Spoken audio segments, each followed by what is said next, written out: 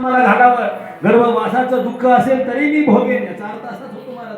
जन्माला घालणं म्हणजे काय, पुन्हा पुन्हा जन्माला येणं, आणि पुन्हा पुन्हा जन्माला येणं म्हणजे पुन्हा पुन्हा गर्भवासाचं दुःख भोगणं. पण गर्भवासाचं दुःख जरी असलं तरी भक्तिप्रेमाचं सुख त्या दुःखापुढं कमी किमतीचं आहे. सुख खूप मोठं आहे, दुःख खूप लहान आहे. एक व्यक्ती असंच रस्त्यानं चालला होता महाराज. रस्त्यानं चालला चालला पाठीमागून एकाने एक चांगला अर्धा किलोचा दगड होता चांगला, आणि त्याच्या पाठीमध्ये जोरात मारला. आणि जोरात मारल्यानंतर त्या व्यक्तीनं ज्याला मारला दगड, त्यानं पाठीमागं रागानं वळून बघितलं, मला दगड कोणी मारला. तो पळून चाललेला होता. त्याच्या विचार मनात आला की इतकं जोरात मला दगड मारणारा दगड केवढा आहे, म्हणून दगडाकडे बघायला गेला महाराज. कुठे बघायला गेला? दगडाकडे बघायला गेला. दगड होता सोन्याचा महाराज. मारणारा पळून गेला. सोन्याच्या दगडानं मार खाल्ला होता, विवळत होता, दुःख झालं होतं, तळमळत होता.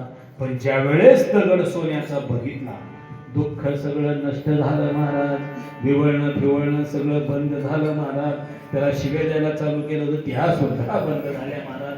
सगळं बंद झालं. का बंद झालं महाराज? काय पाहिल्यानंतर बंद झालं? सोन्याचा दगड पाहिल्यानंतर बंद झालं. दुःख कमी आहे, पण सोन्याकडे पाहिलं की सुख मोठं आहे.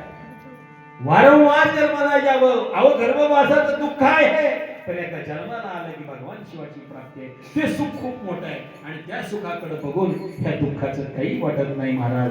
म्हणून आमचे मनमत माऊली म्हणतात, मागणी मागतात भगवान शिव परमात्म्याकडे. काय मागणी मागतात? मनमत म्हणे हेची द्यावे, हे द्या मला, हे शिवा, हे भगवान महादेवा, हे तुम्ही मला द्या. काय द्या? वारंवार जन्मा यावे. कशासाठी वारंवार जन्माला यावं? तीर्थयात्रा पायी घडो, परोपकारी देह पुढो. देवा मला वारंवार जन्माला घाला. कशासाठी जन्माला घाला? तीर्थयात्रा माझी पायाने घडावी आणि परोपकार माझ्याकडून घडावा. मग हे करत असताना मी काय करावं?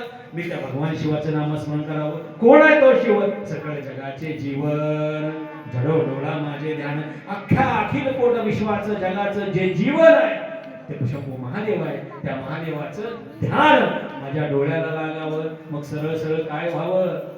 माऊली म्हणले, अहो शिवशिव वेळो वेळा जिवे काही नागो चाळा. तुम्ही या अभंगातून वरून खाली जा किंवा खालून वर या, खूप गोड आणि सुंदर निघतो महाराज.